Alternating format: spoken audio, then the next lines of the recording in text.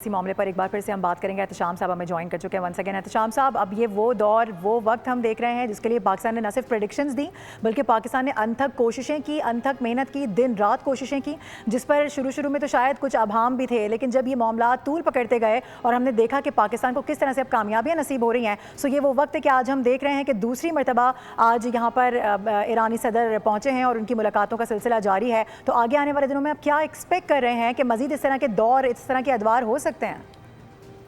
دیکھیں معروف ہے, ایک تو ملکوں کے درمیان تعلقات ہوتے ہیں اور وہاں سے آپ کو خبریں ملتی ہیں کہ کس طرح کے تعلقات ہیں. ایک ہوتا ہے کہ انٹرنیشنل سطح پہ انٹرنیشنل اخبارات, ابھی دیکھنا ہے گارڈین کو دیکھیں, آپ وال اسٹریٹ جرنل کو آپ دیکھیں, نیو یارک ٹائم کو دیکھیں, واشنگٹن پوسٹ کو دیکھیں, CNN کو دیکھیں, یہ جتنے بڑے بڑے پبلیکیشن ہیں نا, یہ پہلی مرتبہ یہ دنیا کی سیاسی اور سفارتی تاریخ میں یہ کہہ رہے ہیں کہ پاکستان نے جو ایک بہت بڑا رول لے کے مذاکرات کے ذریعے ان دونوں کو بٹھایا ہے, وہ کہتے ہیں انپریسیڈنٹڈ ہے, it has never happened before. تو دیکھیں دنیا ریئلائز کر رہی ہے. پاکستان کا تو ایک جس کو کہتے ہیں ہندوستان نے دہشت گردی کے نام پہ بہت کچھ بدنام کرانے کی کوشش کی, لیکن یہ الٹ ہو گیا ہے. جب سے بنیاد مرصوص مارکا حق جیتنے کے بعد اس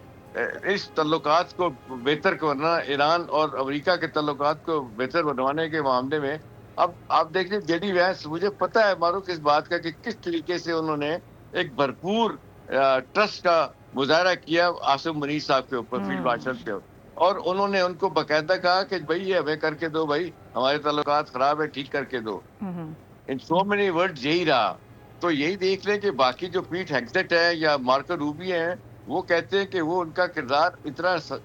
ٹھیک نہیں ہے. وہ اسپائلر کے طور پہ تو نہیں کردار ادا کیا, لیکن جس طریقے سے